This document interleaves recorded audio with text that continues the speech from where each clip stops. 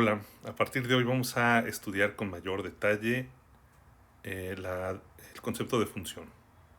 Empezaremos por discutir sobre el concepto intuitivo de función. ¿Qué significa? ¿Qué es lo que hace una función? ¿Qué debería de cumplir una función? Bueno, estamos muy acostumbrados a funciones que operan con números y bueno, y en general vamos a seguir en ese ámbito, pero no está de más que discutamos sobre el concepto general en que en todas las matemáticas se acepta como el concepto de función.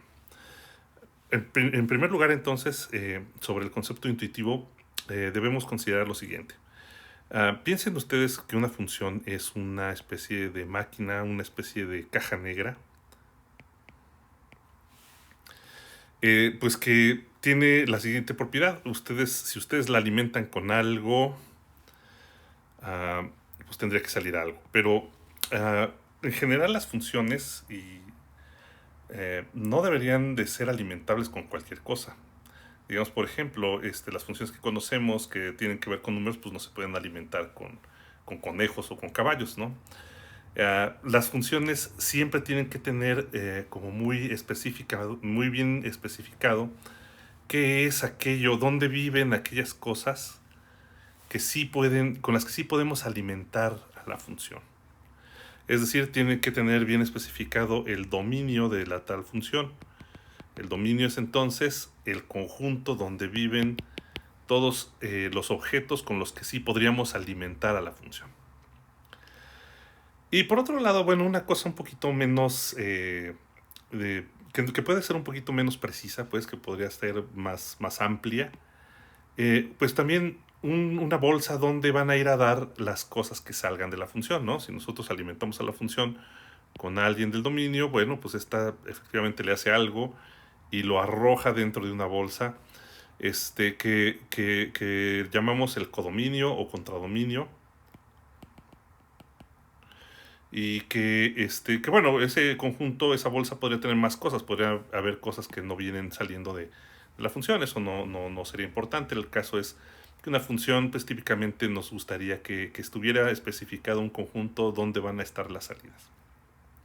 En nuestro caso especial, en el curso de cálculo, pues nuestras funciones van a tener como dominio a veces el conjunto de los números reales, a veces un conjunto más pequeñito, a veces no todos los números reales van a ser elementos del dominio de una función.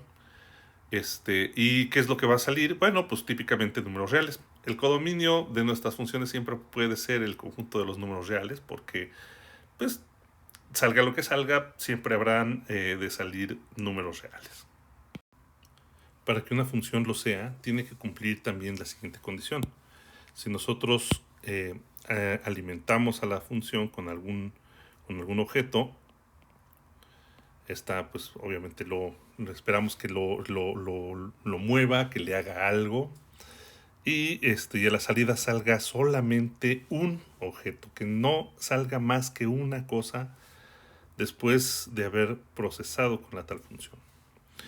Y además que siempre salga la misma cosa. Si nosotros por alguna razón volvemos a aplicarle la función a una misma cosa, no esperamos que salga una diferente, esperamos que salga la misma.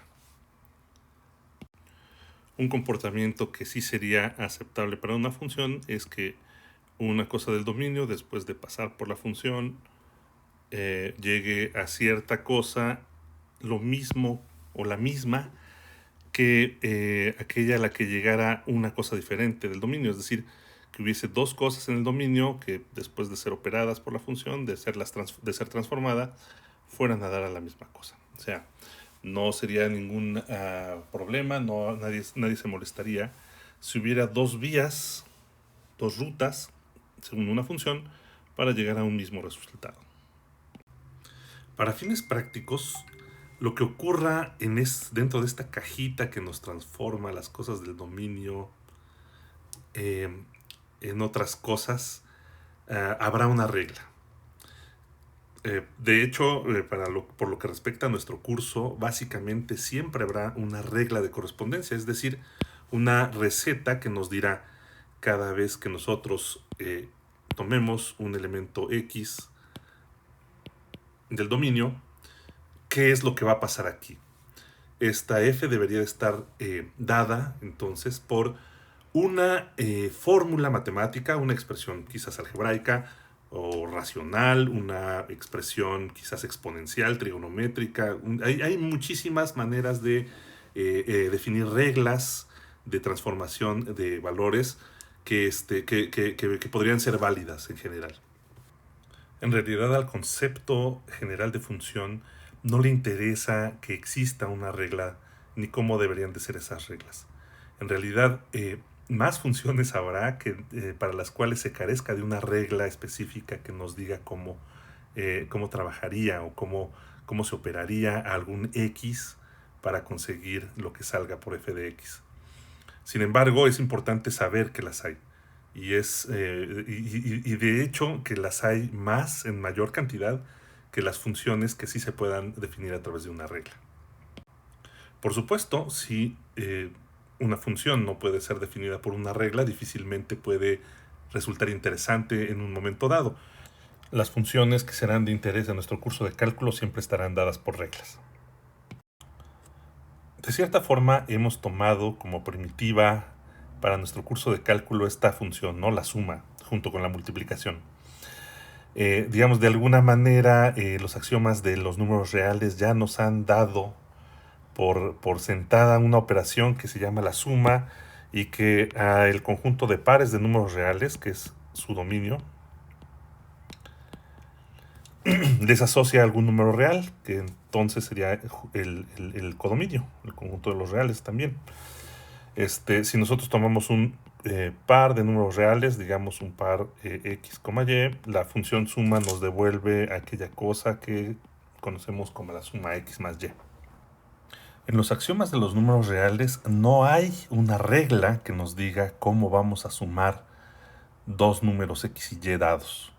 Nosotros podríamos tener reglas para sumar dos números cuando, por ejemplo, estos son números naturales, a partir de la definición recursiva de la suma. O cuando son dos números racionales, también tenemos pues un cierto criterio para hacer este tipo de sumas. Pero en general, la suma de dos números reales, nosotros solo podríamos definirla en términos de supremos. Lo cual es un poquito complicado para este momento, pero podríamos ser generosos y decir que sí tenemos una regla para dar la suma de dos números reales. Lo mismo que para la multiplicación. Algunos pares de funciones pueden ser compuestos, digamos, si nosotros tenemos una función f y una función g, de tal manera que lo que vaya saliendo de la f sea parte del dominio de la g, es decir, pueda ingresar a ser transformado por la g, entonces nosotros tenemos una nueva función cuyo dominio es el dominio de nuestra f y cuyo codominio pues sería el mismo que el codominio de g, que conoceríamos como la composición. Aquí la escritura de la composición es curiosa porque pondríamos a la f al lado derecho de la g. Esto, g bolita f, significa esto, la composición de las funciones f y g.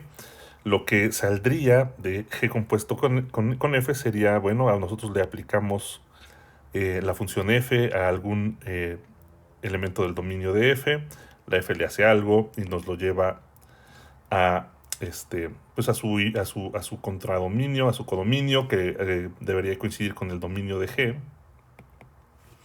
Y luego la g lo recoge, le hace algo y se lo lleva al codominio de g. Vean ustedes cómo queda la posición entre g y f en esta expresión. Eso es lo que explica por qué cuando escribimos la composición primero f y luego g en la notación usual, nosotros debemos voltear ese orden, escribir primero la g y luego la f, ¿no? Bueno, pues es que esto se debe a nuestra forma de escribir, ¿no? La escritura pues a la que estamos acostumbrados es una escritura de izquierda a derecha. Esta notación intenta darnos la sensación de que lo primero que se aplica es lo que tenemos a la derecha y después se aplica lo que tenemos a la izquierda. Habiéndoles presentado el concepto intuitivo de función, estamos preparados para una definición formal. Bueno, empiezo por dar la definición formal. Una función se define como un conjunto de pares ordenados, de tal manera que cada elemento izquierdo X está asociado con uno y solamente un elemento Y, como elemento derecho. La definición escrita de este modo captura la intención al considerar que una función es un conjunto de pares ordenados. Estamos evocando la idea intuitiva pensando en que los elementos izquierdos son aquello con lo que alimentamos a la función, mientras que los elementos derechos son aquellas cosas que salen de la función. Entonces, aquel interés importantísimo en el concepto de función, que si que nosotros no podamos obtener cosas diferentes al haber alimentado a la función con la misma cosa, eh, queda reflejada esa intención pues en esta definición, porque si nosotros alimentamos a f con x, ¿verdad? Y suponemos que de ahí salen dos cosas que serían y0 y y1, pues estas dos cosas no deberían ser dos, deberían ser una, y solo una deberían de ser una y la misma. A la luz de esta definición, la notación y igual a f de x adquiere el siguiente sentido. La notación y igual a f de x significa que el par x, y está en f, ¿no? Que es justo la intención que siempre hemos tenido para esta expresión, ¿no? Que y es lo que sale cuando le aplicamos f a una entrada x. Con esta definición tenemos también muy sencillamente definido lo que es el dominio como el conjunto de todos aquellos x que aparecen en algún par ordenado en f como elemento izquierdo. Y también es muy fácil definir la imagen de f como el conjunto de aquellas cosas y que aparecen en algún par ordenado de f como elemento derecho. Lo que ciertamente no queda definido es el codominio de una función. Y no queda definido porque en realidad el codominio de una función puede ser cualquier cosa, cualquier conjunto que simplemente contenga a la imagen de f. Algo que podría resultar desagradable de esta definición es que tampoco se puede rescatar de ella una noción de regla. Es decir, siendo una función un simple conjunto de pares ordenados que cumple una cierta condición, pues nosotros no tendríamos por qué poseer una regla de correspondencia que nos diga si ustedes me dan un x, esta función se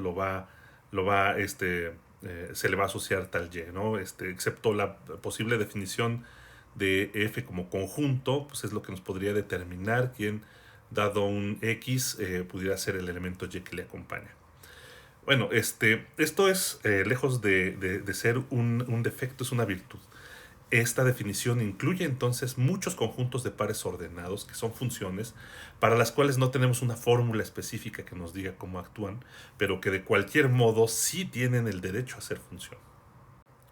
Y lo que es todavía más importante, este enunciado de aquí nos da un criterio práctico para determinar si una cierta relación, es decir, si un cierto conjunto de pares ordenados es o no es una función.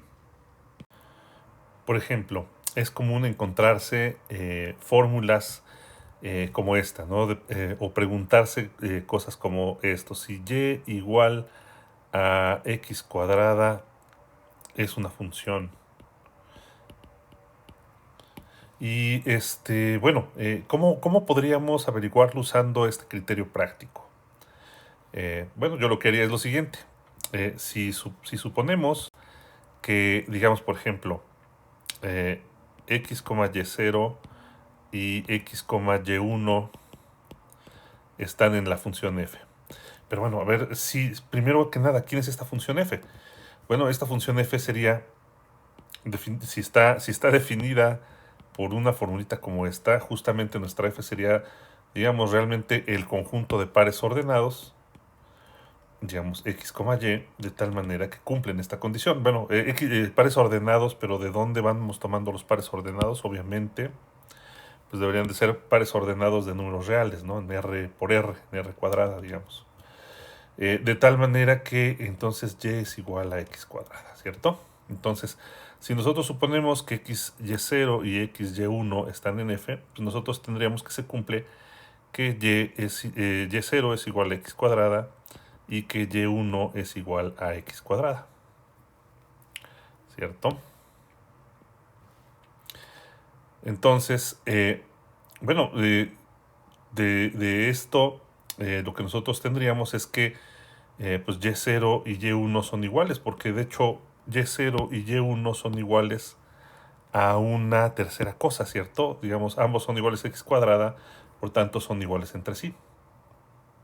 Por el contrario, nos podríamos preguntar si el conjunto, digamos, R, formado por todos los pares x, y, de tal manera que nuestro x es igual a y cuadrada. Noten ustedes, aquí x y y están jugando los papeles contrarios a lo que fue en el ejemplo pasado.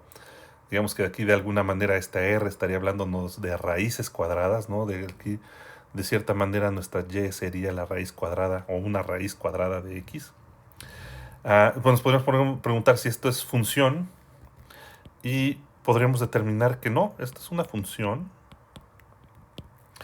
Bueno, pues veamos el criterio que dice, ¿no? Nos preguntamos nosotros si dados x, y0 en R y x, y1 en R, necesariamente y0 y y1 deberían de ser iguales. Bueno, x, y0 en R implica que nuestro x es igual a el cuadrado de y0 y nuestro x, y1 en R pues implica que x es igual al cuadrado de y1. ¿Sale? Aquí, bueno, y0 al cuadrado y y1 al cuadrado son iguales a una tercera cosa, que es x, y lo que obtendríamos es que entre ellas son iguales, que y0 al cuadrado es igual a y1 al cuadrado. Pero fíjense que esto no implica que y0 y y1 sean iguales. ¿Por qué razón? Porque, bueno, nosotros tenemos cosas diferentes que tienen el mismo cuadrado. Por ejemplo, 5 y menos 5, ¿no? El cuadrado de 5 es 25, lo mismo que el cuadrado de menos 5. Por no tener esto de que y0 y y1 deban ser iguales, nuestra R no tiene por qué ser una función. Tener una definición formal de función nos permite aclarar el significado de muchos problemas, de muchos ejercicios que frecuentemente son planteados de una manera que uno no necesariamente comprende el significado del enunciado. De las funciones que nos han sido dadas por los axiomas, podemos decir, por ejemplo, que la suma pues es una función cuyo dominio es todo el conjunto de pares ordenados x, y con y en los números reales, ¿no? Lo mismo que de la multiplicación, el dominio del producto, pues igual, es todo el conjunto de pares ordenados.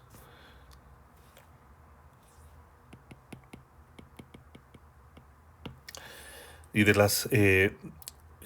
las funciones que hemos ido derivando de estas o de las que hemos ido definiendo, pues la resta también, la resta tiene como dominio a todo el producto cartesiano de R por R, es decir, a todo el conjunto de pares ordenados, pero la división no. El dominio de la operación de división no es todo, es en todo caso el conjunto de todos los pares x, y, en los cuales el divisor no es cero. Es decir, aquí el conjunto de los pares x, y, donde x es distinto de 0, es el dominio de la división. Recuerden que las operaciones, todas estas que están aquí en esta lámina, son operaciones binarias.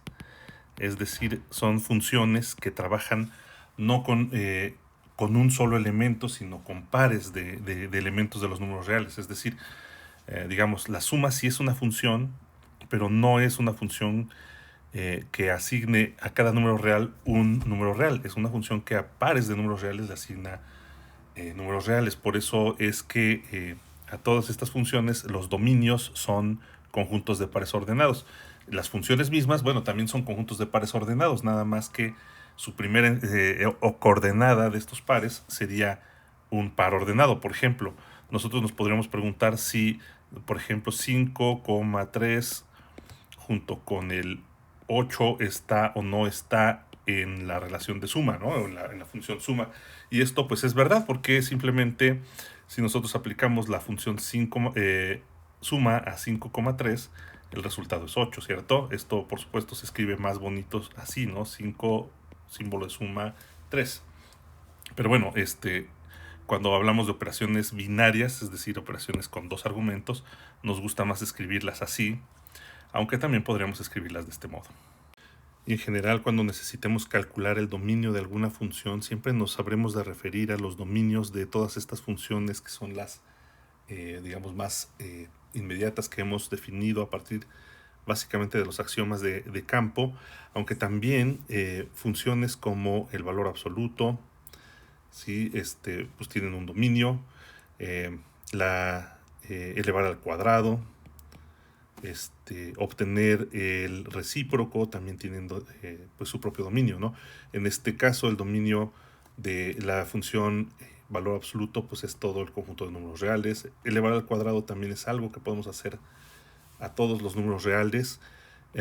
Calcular el recíproco no. El recíproco se puede calcular de cualquier número real, pero no del cero.